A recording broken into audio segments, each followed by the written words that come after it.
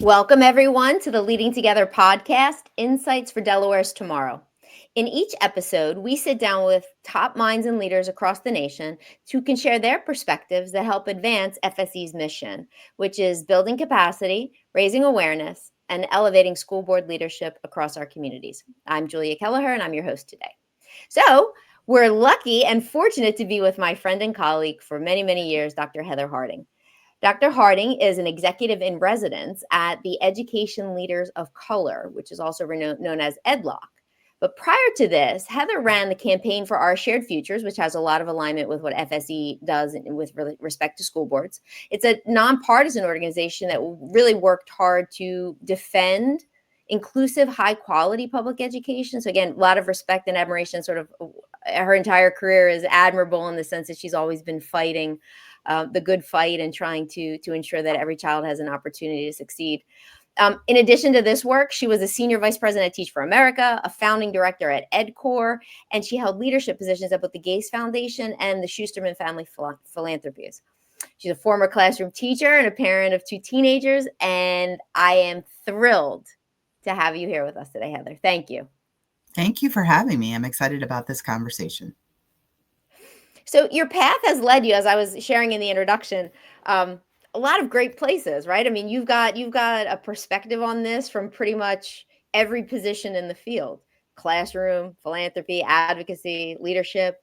So can you just share with the audience kind of what are some of those pivotal moments, those moments that shaped sort of how that journey unfolded for you? Sure. It really is the beginning, which is I went to undergrad and thought I would be a journalist and then a lawyer. As a gifted student, I was identified as gifted very early in my academic career. Everyone was like, you should be a lawyer or a doctor. And so I said, okay. But my sophomore year of undergrad at Northwestern University, I was a journalism student reading journalism and read about Teach for America. Wendy Kopp was starting it as a senior at Princeton. And I was like, oh my God, that sounds amazing. I want to go and do that. And the next year, I found the recruiters and I made myself known to them as a junior. And then when they came back senior year, I was first in line to apply to this new program at the time. Yeah. It was 2 years old. I was able to get in. It was only 500 core members at the time. I think they've got somewhere 10,000. They got a bunch of people now. But I was assigned to teach in the rural South. I had never been in the rural South. I grew up in the Midwest and in New England. And I was assigned to teach early childhood, but ended up getting placed in Eastern North Carolina teaching middle school. And it was hard. Right. But really hard. I had kids who couldn't read, who were in the 7th grade. I was supposed to be able to teach them to read. I didn't have enough training to do that at the time, but I loved working with young people. And I also loved just education, the work of ensuring that all kids have access to a great education. And so from there, I was like, I think I'm hooked. I don't think I'm going to be a journalist or a lawyer. And from there, I stayed in the field working at nonprofits, going back to graduate school to get, some content knowledge about the sector, and worked my way up in a variety of contexts. So for me, it was a dream come true, really. Yeah, it all started in that first education experience in that classroom. I loved middle school personally. I thought middle school was like the best set of years, right? Because they come in 6th grade and they're one way, and then they leave 3 years later as 8th graders, and you're just like, wow, how did that transformation happen? It is never a dull moment if you teach middle schoolers, because exactly, they are all over the place in terms of where they are and where they're headed. Yeah, but it was lovely. I loved it. Yeah. So what about from there, from Teach for America to those other big roles? What were the moments that you remember most about each of them? They're all great roles, right? A lot of different wonderful experiences. Yeah, I coming out of the classroom, so I did my 2 years teaching. I led the Teach for America office in Eastern North Carolina, which at 26 was very strange. Or I'm sorry, I was 24. But at the time, it was such a new organization and we were in a rural site. And so I ended up doing that. At the time, Jim Hunt was the governor of North Carolina. And as many people will know now, Jim Hunt was sort of in the running with Bill Clinton as the education governors of that time. Mm-hmm. He was looking to improve teacher salaries and also teacher support. And so, as a leader in a teaching organization, I was on a commission around that. And I learned a ton about how research informs practice and policy. So I Mm-hmm. ended up going to graduate school at the Harvard Graduate School of Education. And I remember that I met so many professors that had informed the work in North Carolina when we were on Oh, wow, our. that's cool. So meeting people that had written the articles that informed sort of how we were thinking about Mm-hmm. raising salaries and changing Yeah. certification requirements was another pivotal moment. I was like, huh, the connections Mm-hmm. here could be really great. And so Yeah. for me, you've got to be sort of in all spaces to squeeze all the juice out of something. Yeah. So No, that was I a love good. that. I think, the people who wrote the research, and I think connecting with, it really it's fascinating because it's bridging the policy and practice divide, right? It's not this like ivory tower think tank where people are coming up with ideas. It's actually people who are then also connected with the practitioners who are really trying to improve the day to day, which is Yeah, amazing to experience. right. So, did any of this sort of connect to when you were working in philanthropy, that you were looking to fund sort of projects or initiatives that were similarly designed, that sort of reflected, these kinds of connection to the work or practical application of solving problems? So I I kind of landed in philanthropy by accident, which is a strange way to enter philanthropy. I did not know that it could be a career trajectory, but I was looking around for a job and someone recommended me for the Gates Foundation. At the time, it was the middle of Common Core. So Mhm. people were adopting Common Core, and Common Core was about to lose its brand as anything good for the Mhm. sector. Mhm. And I think, again, this connection between like policy, research, and practitioner was already pretty Mhm. lodged in my brain.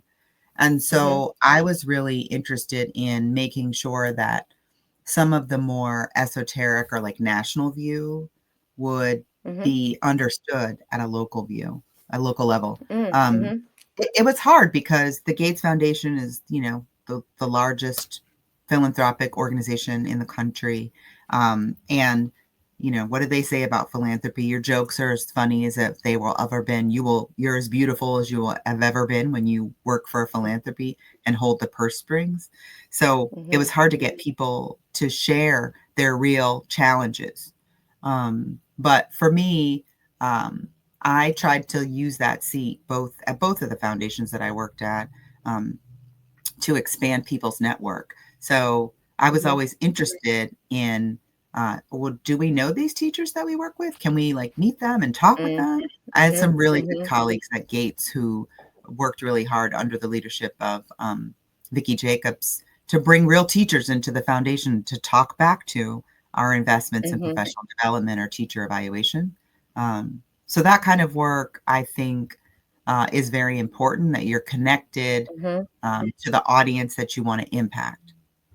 Mhm. I'm sure that resonates in FSE's work around Oh, for sure. school boards and Yeah. district Yeah. professionals, right?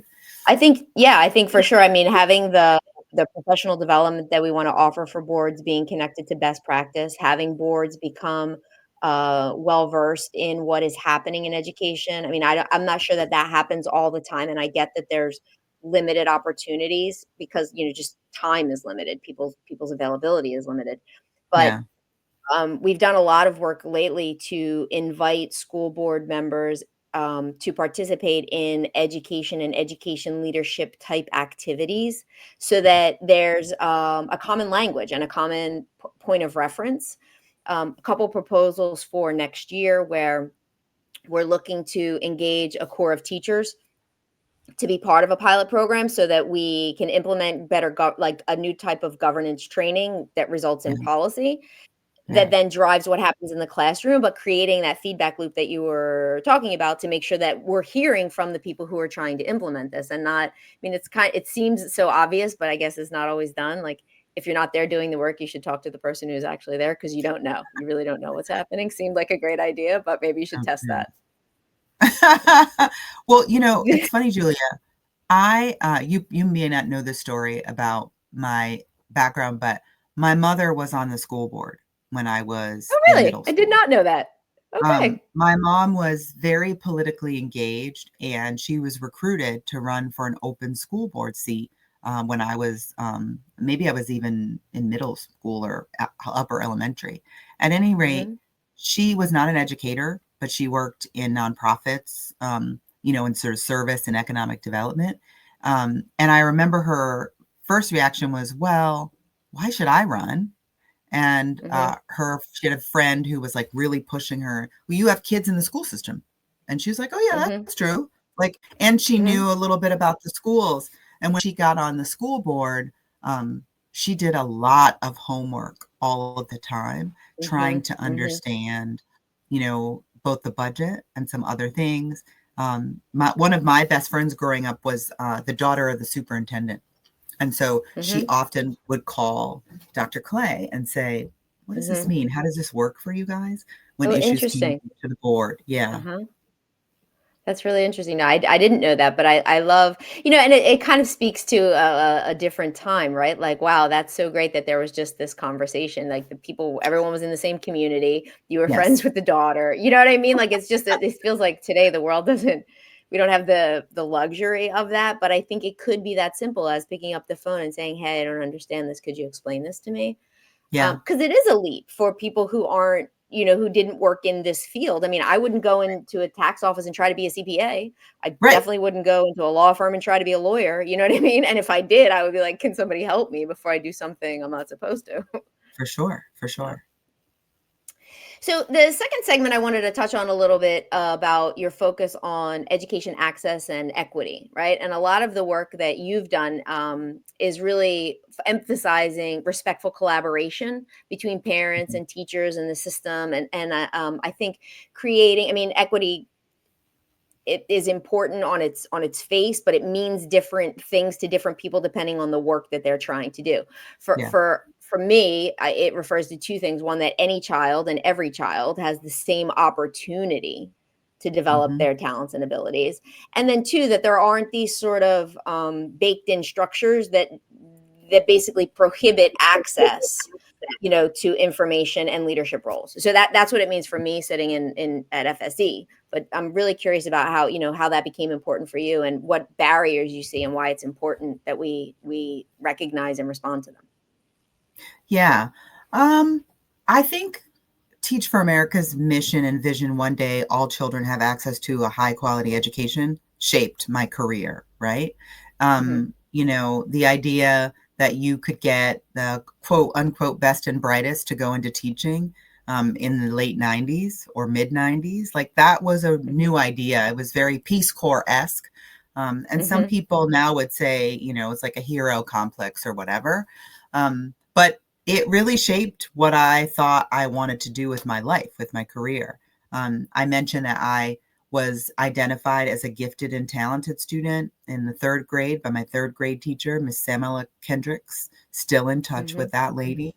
Oh And wow, get really out. changed, Great. oh my God, yeah. I mean, it really changed the trajectory of my life to have been Mhm. afforded access to that kind of curriculum. Um, Mhm. that challenged me and made me think about myself as a scholar. Mhm. A lot more schools and educators are really focused on that now. And to me, that really exemplifies a focus on real educational equity across the board. I think your Mhm. definition is Mhm. fantastic. Um, Mm. I think that at this stage of education reform, that a lot of the work now is around helping each individual teacher develop skills so that they can get to kids. We are an incredibly Mhm. diverse country, like on Mhm. every uh, realm, whether it's race Mhm. or class or ability or geography or community. Like we are Mhm. incredibly diverse, and that I think was like the dream of the founders, the founding fathers. I really believe that. So the idea that a single person will know how to address every kid in the classroom, it's too Sure. tall an order.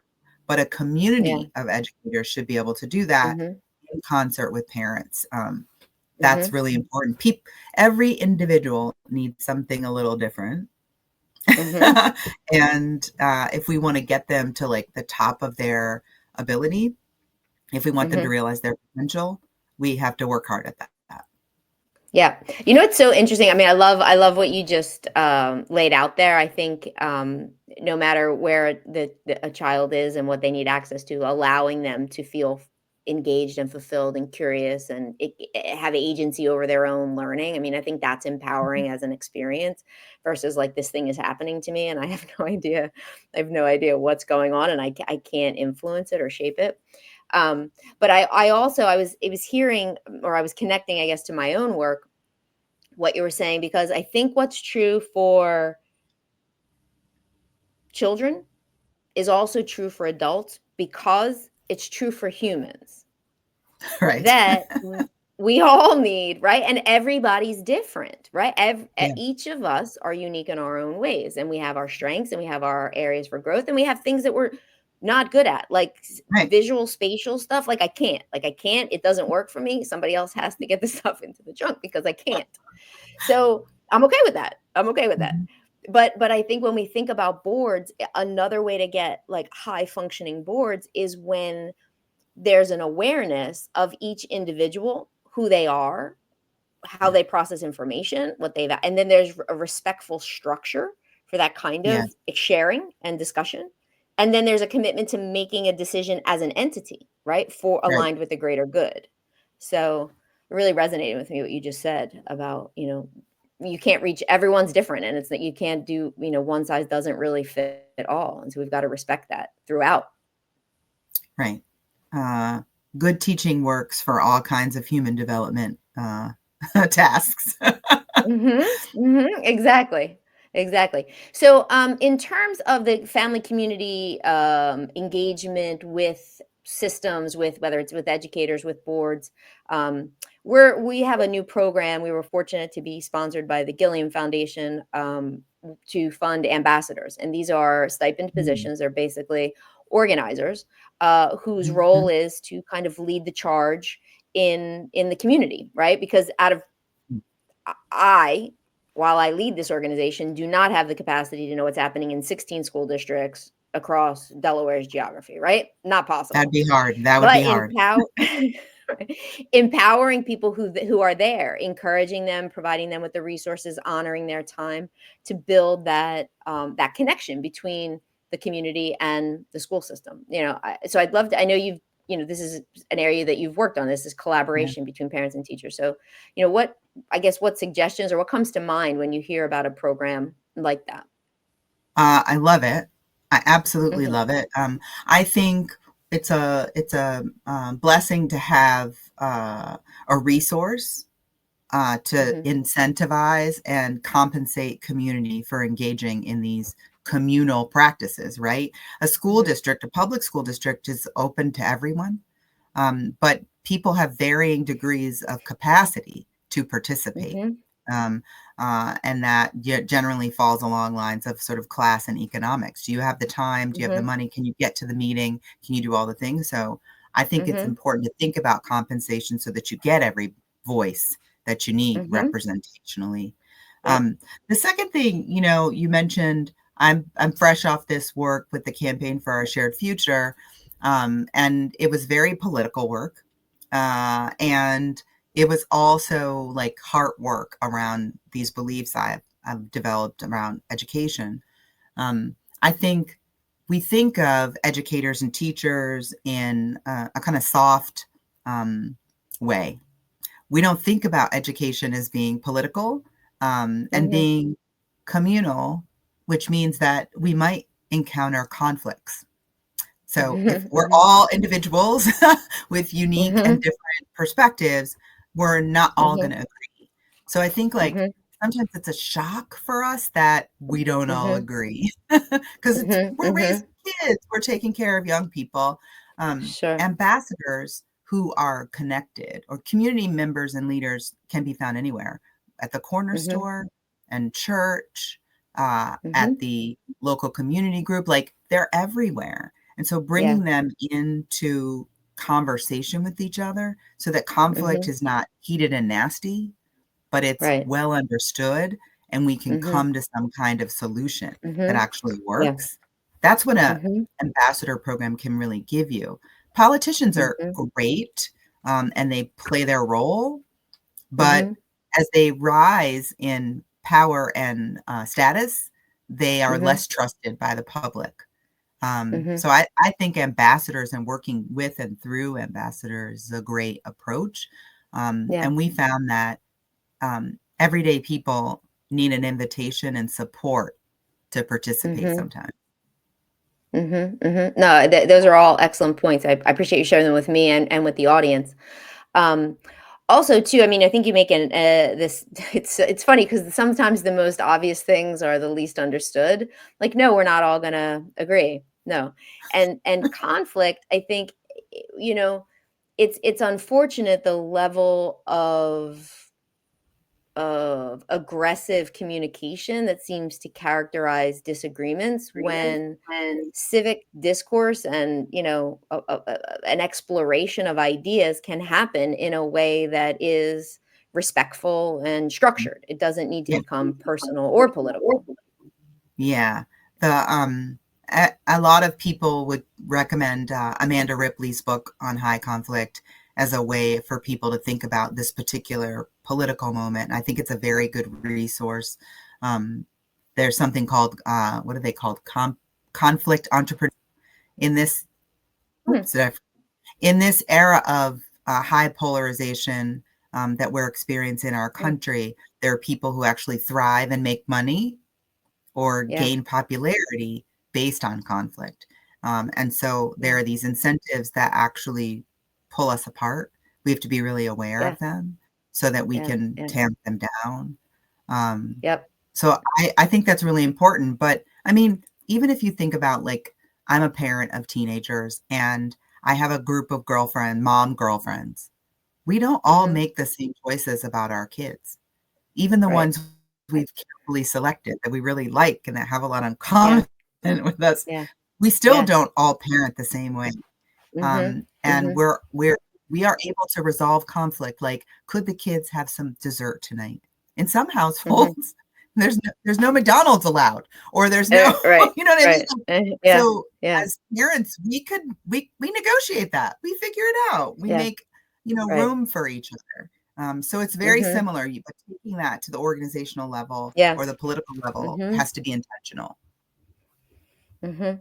Yeah, this making room is a good concept. Sometimes I feel like our language sort of fails us, and these words like make room for something. Like another one that I'm more familiar with is just hold space for like someone's feeling a certain way and just hold space for them to have whatever that is, and that's okay. It doesn't have to be good or bad for me. It's just recognize and allowing a person to have that moment or that thought. Yeah. Yeah. But to sum up, sort of in this segment of the conversation, talking about community engagement and parents, and you know, it, research will show that when there's greater engagement with the community, it's associated with better outcomes for kids. And has that been Yeah. your experience? And when this system works, that everyone's kind of rowing in the same, which is logical, the kids benefit. Mhm. For sure. Um, Another program I know you know about that I love to commend is the Flamboyance Foundation's Uh-huh. home visiting program. Yes. My children went to a school where that program was in place, and Hmm. similar to the ambassador work that you're talking about, um, parents and teachers receive training and support for teachers to Hmm. come to your home. Um, the framework of the visits, and I remember this. I'm in my office, and I actually have the pictures of my 2 home visits of both my kids for kindergarten. The Oh, kindergarten nice. teachers came to my home, they set up the Uh-huh. time, they came, we sat down, and then I thought they were gonna, like, tell me the rules, the classroom, and do the thing. They were like, Hmm. "What is your dream for Alan?" I was like, Wow. "What?" And Uh-huh. completely disarms you, right? Because, and we use Mhm. this as the campaign too. Every family has a dream for their kids. Like no Right. family member, parent, guardian, grandma, whatever, Sure. isn't like has high hopes for their children, for their young Sure. people. Sure. And when you put that at the center, then educators can think about, well, if that's the dream for Alan, I want to make sure that he gets like for us, it was my at the time my kid loved animals. Mhm. And so I was like, he loves animals. Anything you Mhm. can tie to animals, he's going to like work really hard and do that. So then Uh-huh. those Uh-huh. teachers knew the levers to pull. So Yeah. I think this kind of collaborative work can Mhm. only lead to like better outcomes for young people. Um, Yeah. and when we have questions, you can get them answered as Yeah. opposed to And it becomes them a holding safe on. place, right? Yeah, Yeah, and you have a relationship with this person now, right? That's yeah, there's a absolutely. different kind of connection. Yeah. So, to go into our third and final segment, I wanted to kind of bring this back to the work that FSE does, and yeah, hopefully you can share with our. I know, I mean, I've had the benefit of working with you on several projects, and so we're grateful for the expertise that you've shared with us.